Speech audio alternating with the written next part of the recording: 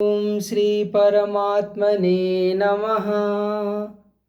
त्रिविधं नरकसेदं द्वारं नाशनमात्मनः कामक्रोधस्तथा लोभ तस्माद् एतत्त्रयं त्यजेत्। समस्त को प्रणाम।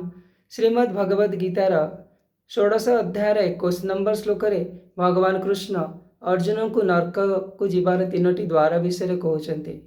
हाँ आज्ञा, प्रथम द्वारटी हूँ काम, द्वितीय द्वारटी हूँ क्रोध एवं तृतीय द्वारटी हूँ लोभ।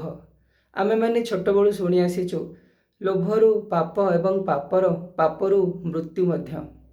तो एबे नर्क शब्दटी को बुझीजा। संस्कृत रे नर्क को व्याख्या करा जाए नृणां प्राप्नोति इति नर्क। नृणां शब्दर अर्थ हूँ कष्ट। नृणां बा कष्टं प्राप्नोति इति नर्क। से पारी कथा परे आलोचना करिबा।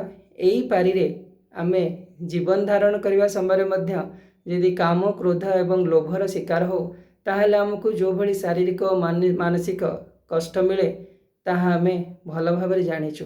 तेणुक भगवान आमको सतर्क कर दौरान जदि आमको नरक यंत्रणा पाइबार नहीं ताहले एई तीनोटी आमको मुक्ति निजे निजको करने को पड़िबो। एई तीनोटी काम क्रोध एवं लोभरु आमको मुक्त करने को पड़िबो।